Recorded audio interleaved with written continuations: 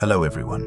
What happens when the woman Alex loves finally understands how deeply he cares for her, and in that same breath decides she must be the one to break his heart, because the child sleeping in her arms is only 1 year old, too small to run, too small to speak, too helpless to survive the danger that loving Alex may have already brought to her door? If you still believe the cruelest kind of love is the one that pushes itself away to protect someone smaller and weaker, stay with me. The night did not end when the watcher stepped back from the gate. It only grew quieter. Inside the farmhouse, the air still held the warmth of tea, the faint, clean scent of washed baby clothes, and the soft, damp sweetness of earth rising from the yard after dark. Everything looked unbearably ordinary.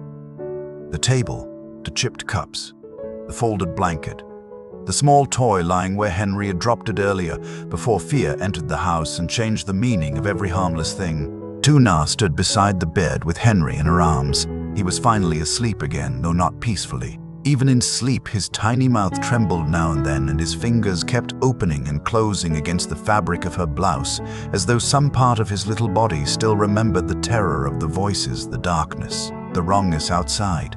At 1 year old, he could not ask what had happened. He could only cling, cry, and search for safety in the place he had always known it best, his mother's arms.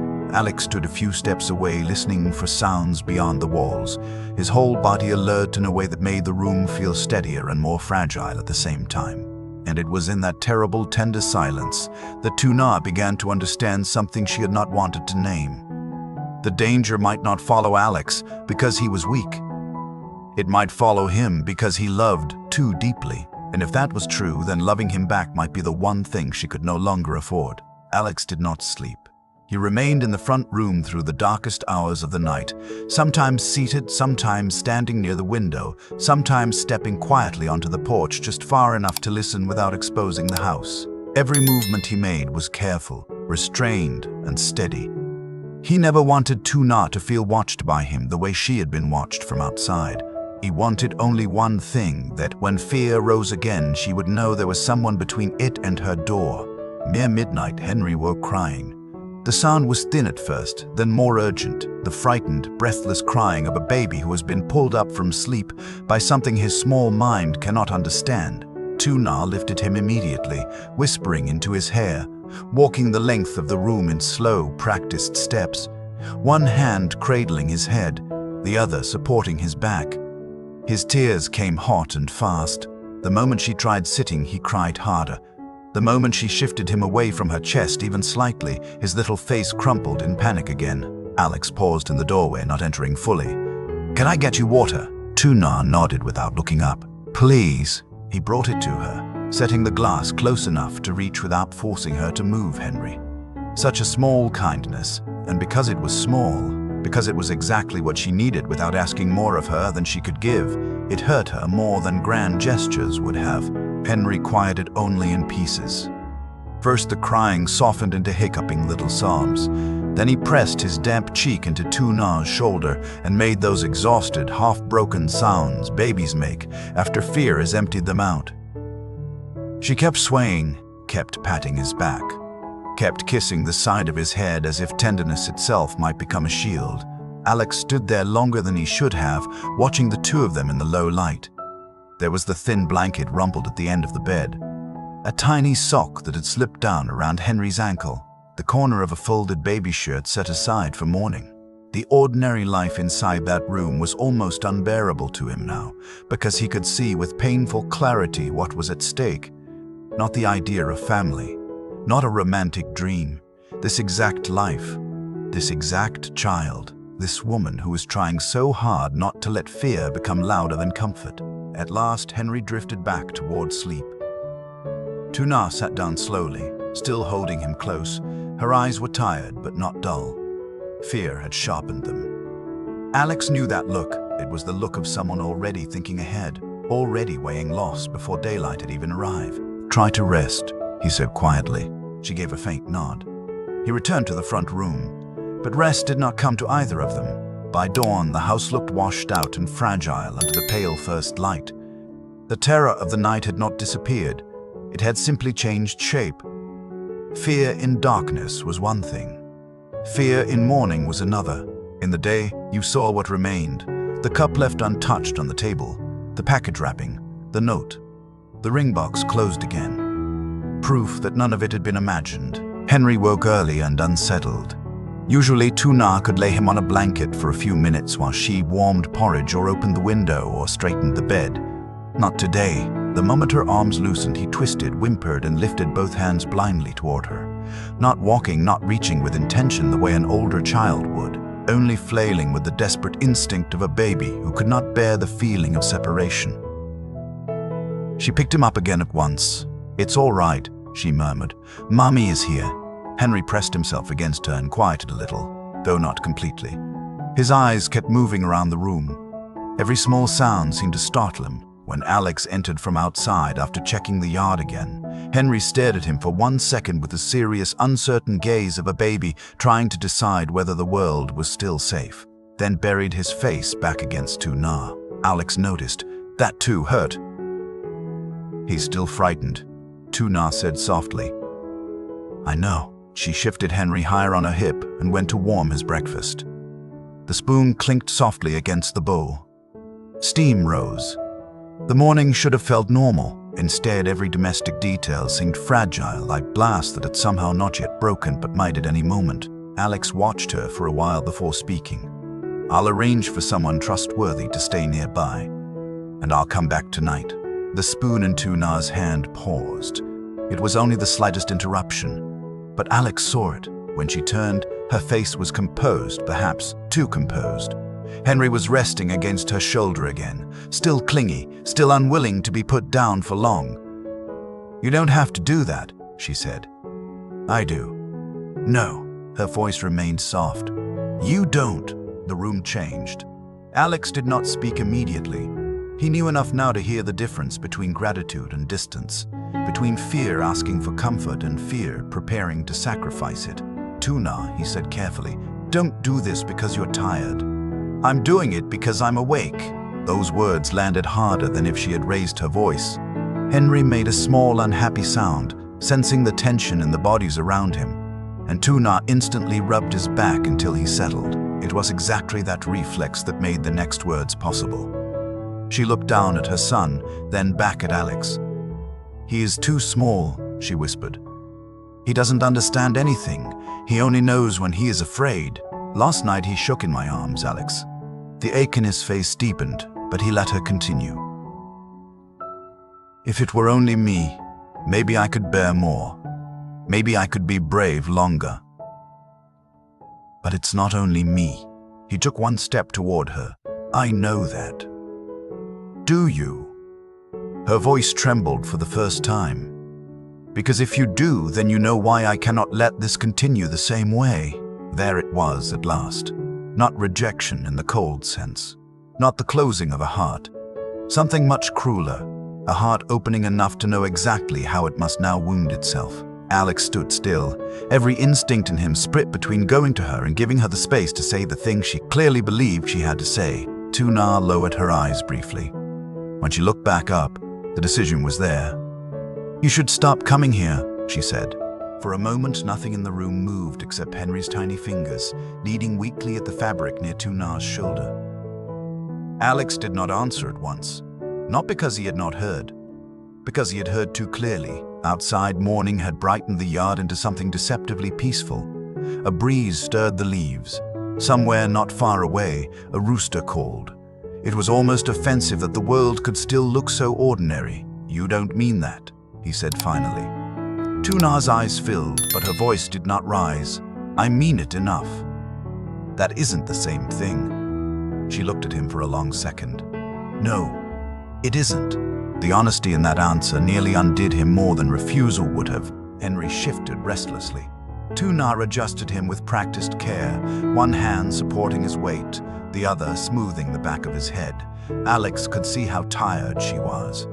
The sleepless night beneath her eyes, the quiet dread she was swallowing so the baby would not feel it through the way she held him. He understood with terrible clarity that she was not sending him away because she doubted his love. She was doing it because she believed it. And that made it harder to fight. He moved closer anyway. "If I stay away, does that erase what happened last night?" he asked. Does it make the calls disappear? The package disappear? The fact that someone already stood at your gate and knew Henry was inside? Tunar's lips parted, but no answer came. Alex's voice lowered further.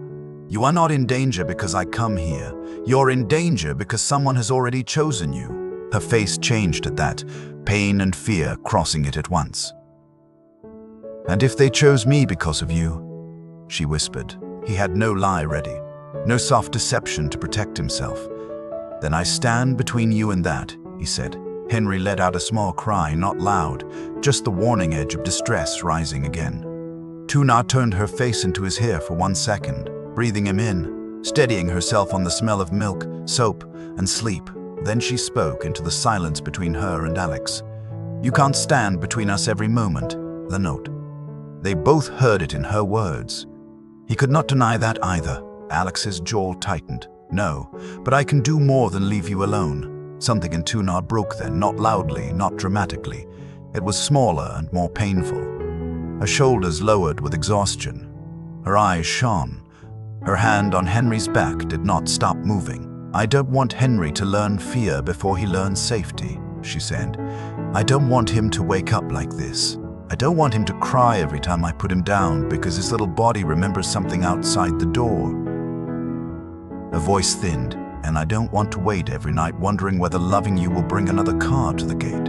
Alex took that blow without moving, because it was not cruel. It was true enough to hurt. He looked at Henry then, 1 year old, not walking, not speaking, still so new to the world that all his trust had been placed blindly into the adults who held him. The child's lashes were still damp from earlier tears.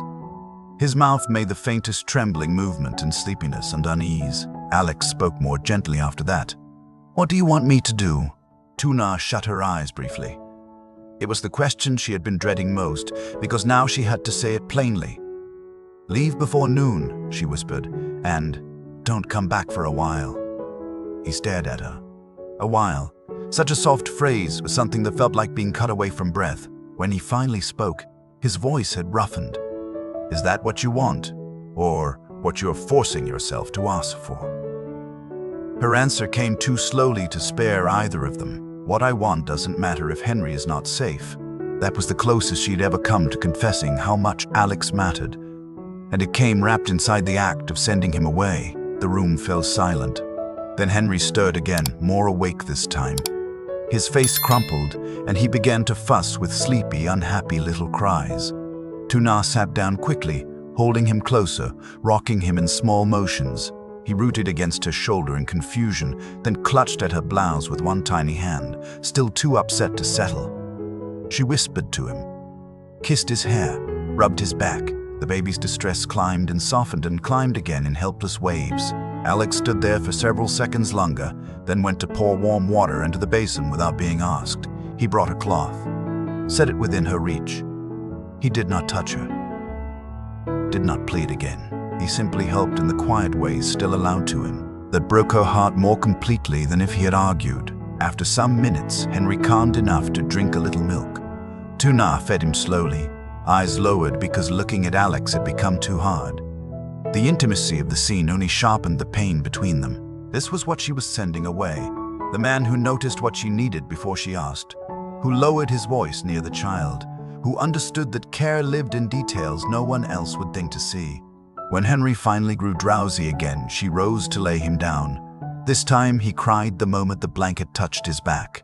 Tunar lifted him at once, but before she could speak, Alex had already stepped back toward the door, as if even his nearness might now feel like pressure.